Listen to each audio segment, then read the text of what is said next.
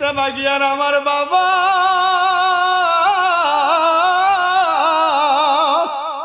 মাত্র 7-8 মাস হয় রে,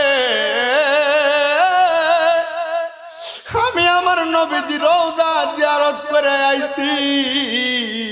আমি যেদিন প্রথম দিন মদিনা এয়ারপোর্টে নামছি, আমি নাইমা মদিনার রওজা মুবারকের পাশে দিয়া আমার একজনের ভাইজানের সাথে আমি হোটেলে উইটা সাথে সাথে দেখলাম মসজিদের নববীর ফজরের নামাজের আযান শোনা যায়।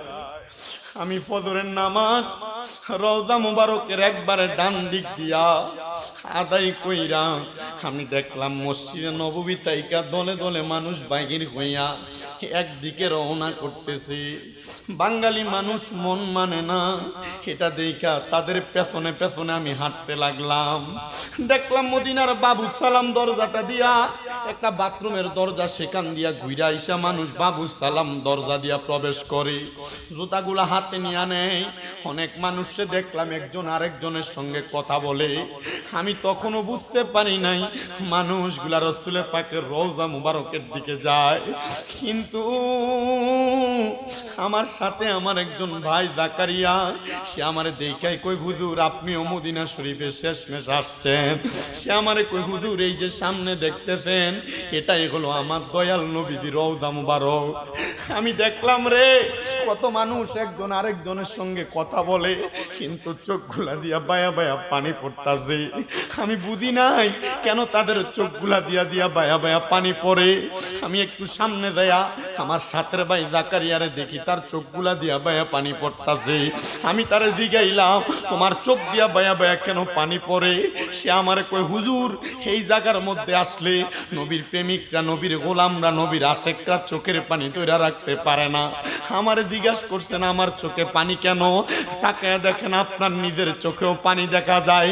ও আমার বাবারা, ও তেবাগিয়ার বাবারা, আল্লাহর কসম কইরা বলি আমি নবীজির রওজায় সালাম দিয়া যখন বাইর হইছি, আমি তাকায় দেখলাম বাংলাদেশের জমিনে যেই মৌলবী সাবরা নবী রওজার দিকে ফিরা ফিরা দোয়া করার বেদাত ফতুয়া দেয়, নবী রওজার দিকে ফিরা ফিরা চাওয়ারে বেদাত ফতুয়া দেয়, দুইজন মৌলবী সাহেব চোখটা টুপি লাগায়া আল্লাহ রাসূলের রওজা মুবারকের দিকে ফিরা ফিরা দোয়া করতেছে।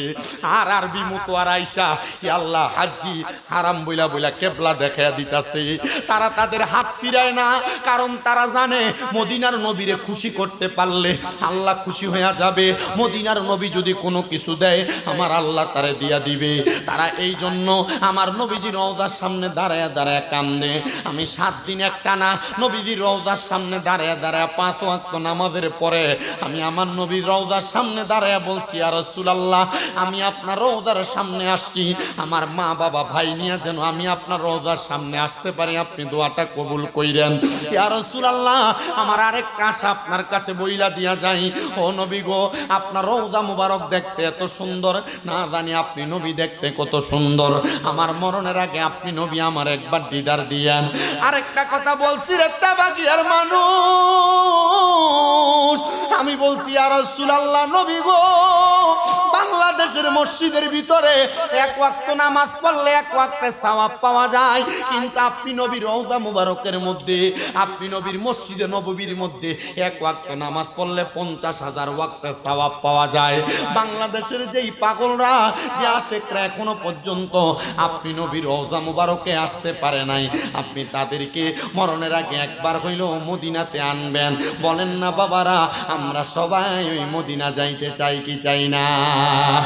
যে মদিনায় যাইবে নবীর দিদার পাইবে, যে মদিনায় যাইবে নবীর দিদার পাইবে, সাফায়াত করবে শাহে মদিনা।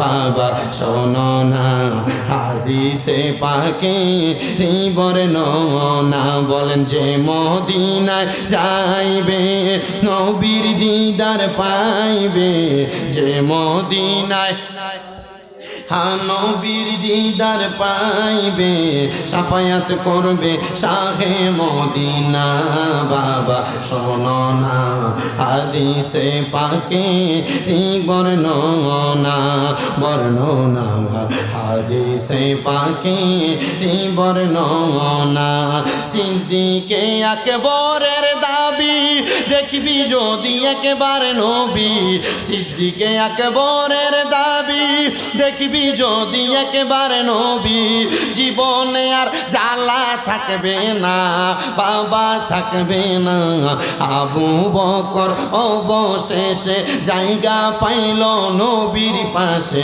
আবু বকর অবশেষে নবীর পাশে জীবনে আর দুঃখ রইল না বাবা শোনো না হাদিসে পাকে বর্ণনা বলেন যে মদিনায় যাইবে নবীর দিদার পাইবে যে মদিনায় যাইবে নবীর দিদার পাইবে সাফায়াত করবে শাহে মদিনা বাবা শোনো না হাদিসে পাকে বর্ণনা দুনিয়ার মুসলমান ইমানদার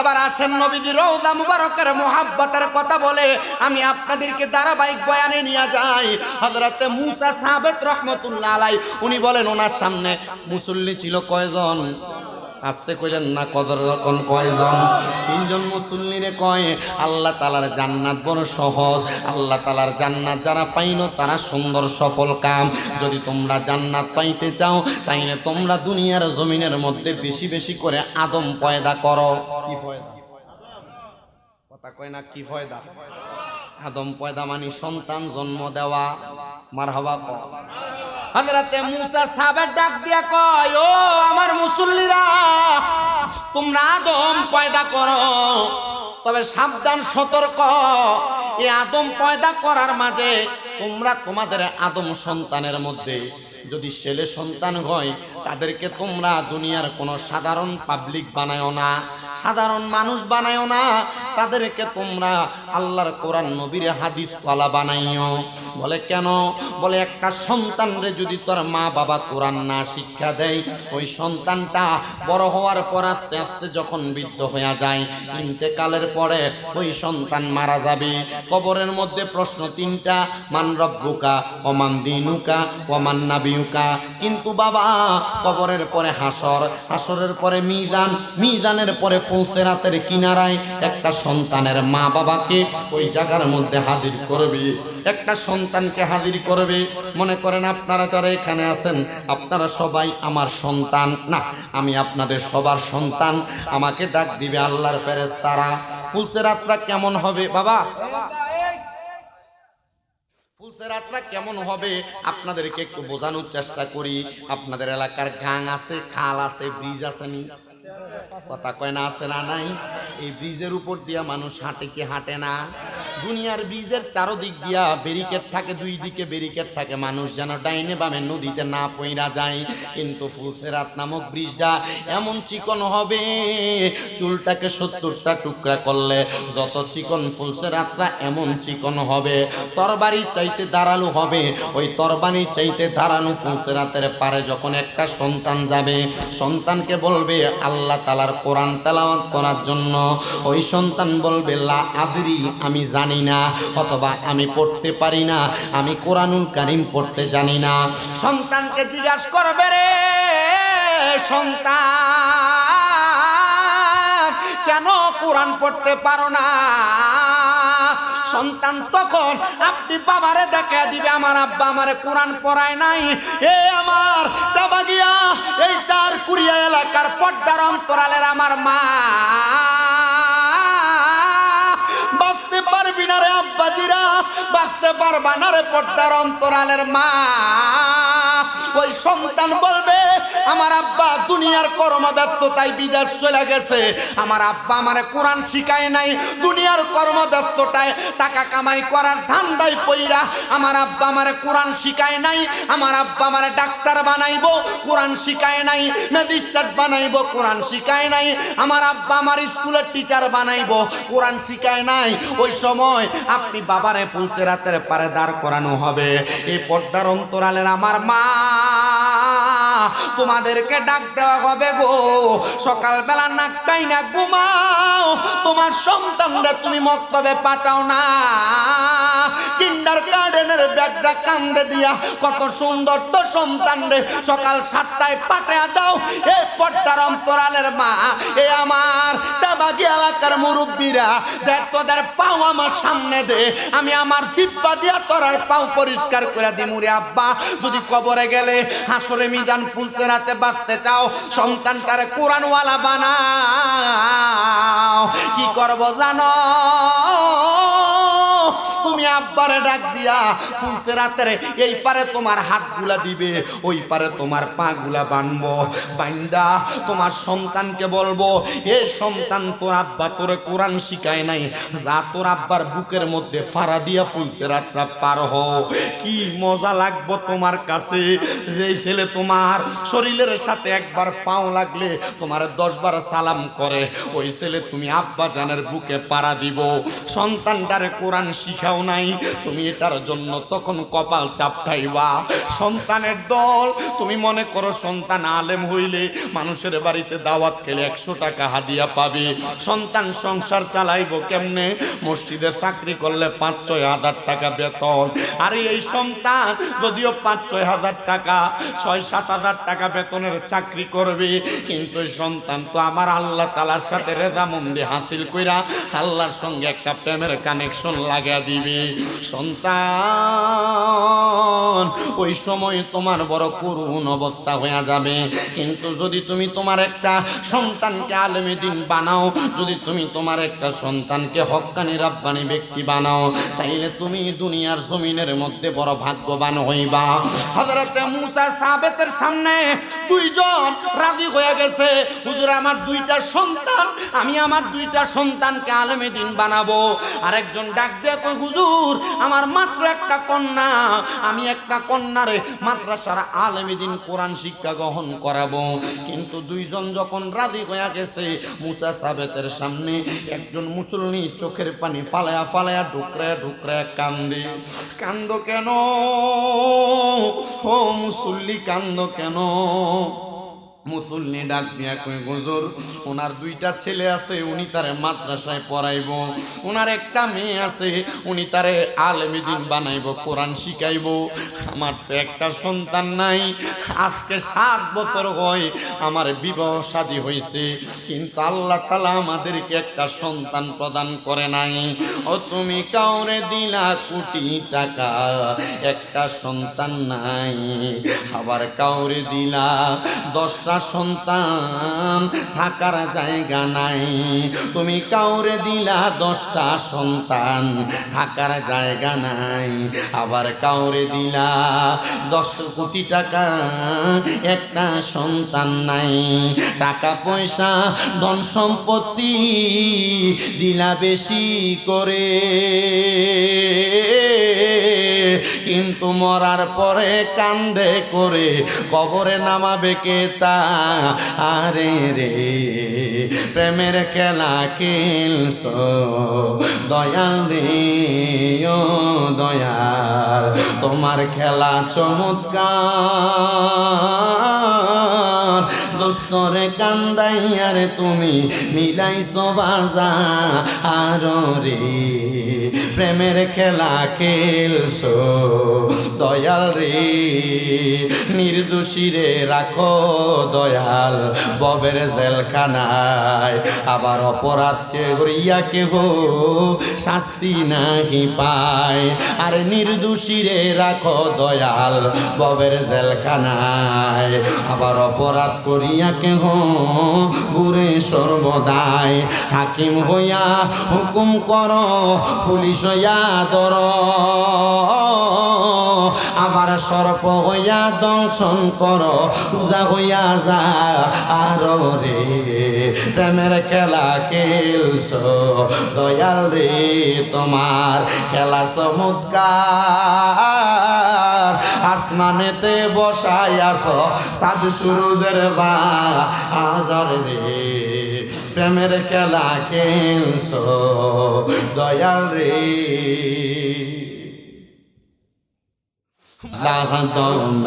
দমে কলবে কলবে দমে দমে কলবে কলবে লোনা মৌলার নাম মন রে তোমরা দিলে মুখে ডরে আল্লাহর নাম মারহাবা আল্লাহ আল্লাহ তোমরা দিলে মুখে ডরে আল্লাহর নাম মারহাবা আল্লাহ আল্লাহ আল্লাহর নামটি যে কইরা সে সাধন তার নাই ভয় ভাই দুই জাহানে মরণ আর মরণ আল্লাহ আল্লাহ আল্লাহ নামটি যে করে সাধন ভয় নাই তাহার বনে জীবন আর মরণ আল্লাহর জিকির করতে পারলে মাপ করে রাব্বানা যাইরে আল্লাহর জিকির করতে পারলে মাপ করে রাব্বানা তোমরা পাগল দিলে লরে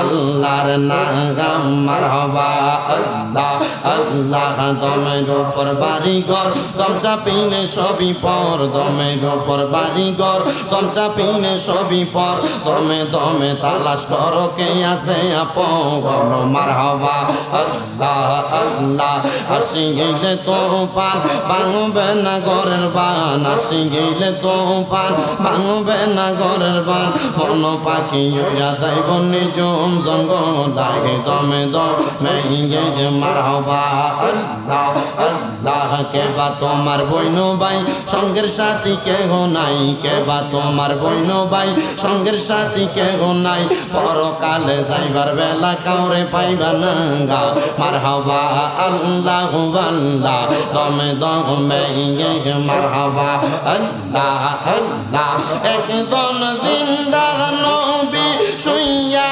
আছে গো মদিনার শহরে নবী গো আর কে দেখা হবে নিজে জীবনে নবী গো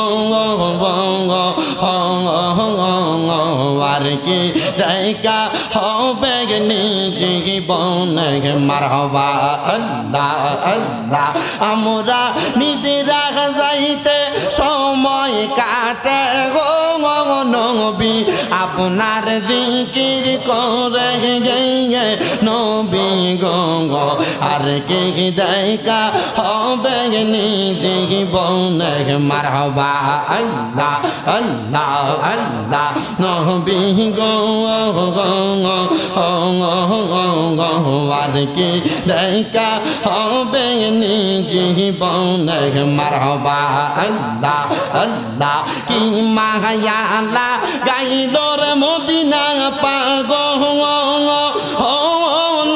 বাহানা আইলো রে সোনার মদিনা উদাসী বাহানা গাইল মারহাবা আল্লাহ আল্লাহ মদিনার পাক রোজার মাঝে শুইয়া আছে আমরার প্রিয় দয়াল নবী জয় মারহাবা আল্লাহ আল্লাহ ওই নবীজির কদম খানি ওই নবীজির চেহারা খানি একবার দেখা দিবানি মুর্শিদ কইয়া জাগাও যাইবার কাহলে লইয়া যাইবানি মারহাবা আল্লাহ আল্লাহ লা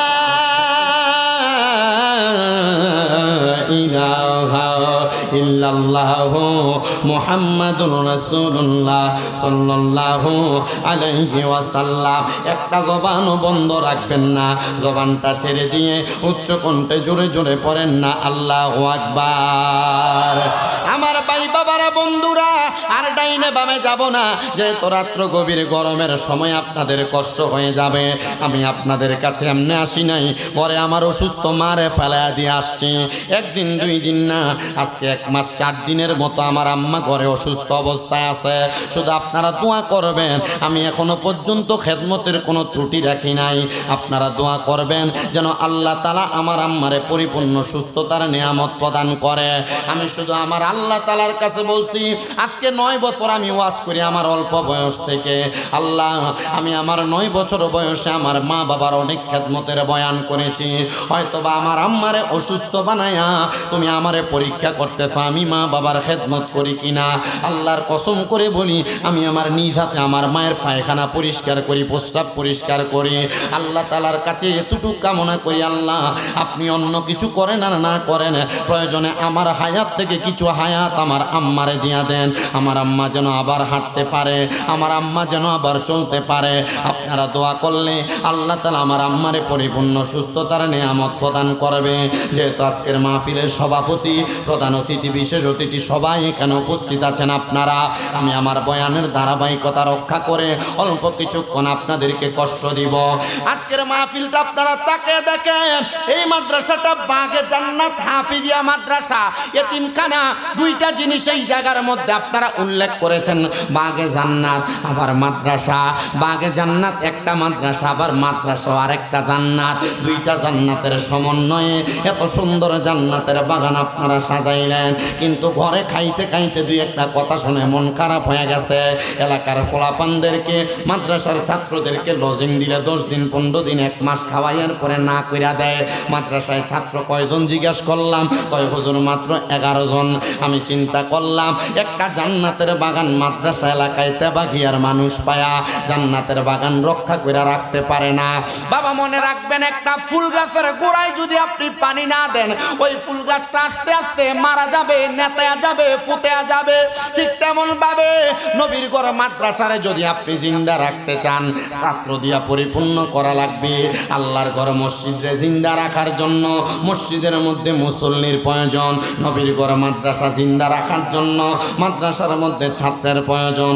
নবীজি তিরমিজি শরীফের একটা হাদিস পড়লাম, আল্লাহর নবী কয়, কোনো এলাকার মধ্য দিয়া কোনো আলেম যদি হাইটা যায়, কোনো তালেবুল আলেম যদি হাইটা যায়, তার কদমের নিচের মধ্যে আল্লাহ তাআলা 40-70টা নূরের ফেরেশতার নূরের পাখাগুলা বিছায়া দেয়। কিন্তু চিন্তা করেন মুসলমানেরা, আপনার এলাকার মধ্যে আলেম তৈরির কারখানা, কিন্তু আপনারা আলেমদেরকে সুন্দর করে রাখতে পারতেছেন কিনা আপনাদের বিবেকের কাছে প্রশ্ন।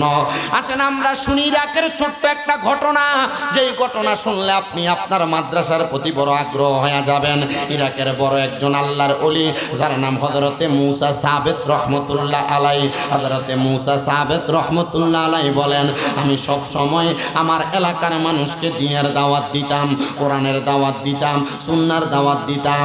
একদিন আমি ফজরের নামাজের পরে আমার 3 জন মুসল্লির সামনে নিয়ে আমি মুসা সাবেত তাদেরকে বললাম, আল্লাহ কোরআনুল কারীমে বলেন, বিসমিল্লাহির রহমানির রহিম, লা ইয়াস্তাউই আসহাবুন নারি ওয়া আসহাবুল জান্নাহ, আসহাবুল জান্নাতি হুমুল ফাইজুন। জবান খুলে জোরে জোরে বলা যাবে কি আল্লাহু আকবার। হযরত মুসা সাবেত একটা ডাক দিয়ে কয়, জগৎবাসী রে,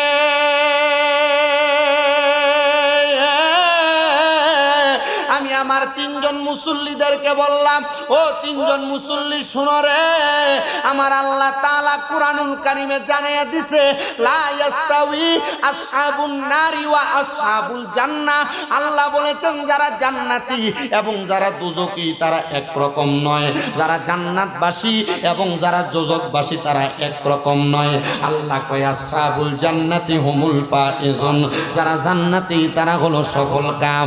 আমি আপনারা তিনজন মুসল্লিকে বললাম, আপনারা বলেন না আপনারা কি জান্নাতি সফলকাম ব্যক্তির অন্তর্ভুক্ত হতে চান কিনা? তারা তিনজন ডাক দিয়া কয়, ও মুসা সাবের, অবশ্যই আমরা জান্নাতীদের অন্তর্ভুক্ত হতে চাই, যেহেতু জান্নাতীরা সফলকাম। এবার আপনারা তেবাগিয়ার মানুষ বলেন, আপনারা সবাই জান্নাতীদের অন্তর্ভুক্ত হতে চান কি চান না? কারা কারা চান ডান হাত তুলে আমার আল্লাহকে দেখান, আল্লাহ যেন কবুল করে। জোরে কন্যা আমিন। হে রাসূল তোমায় ভালোবাসি, অন্তরে শুধু মুখে না, জান্নাতের আশায় নয় হে রাসূল, জাহান্নাম কেউ ডরি না।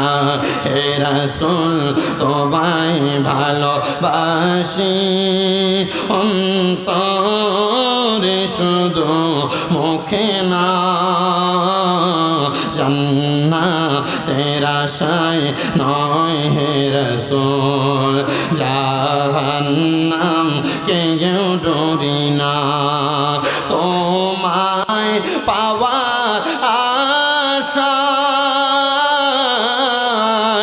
মন ছুটে যায় মদিনায়, তোমায় পাওয়ার আশায় মন ছুটে যায় মদিনায়। এই আশিকের দিদার দাও না, আর দূরে থাকিও না।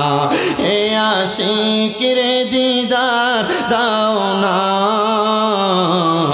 আর দূরে থাকিও না।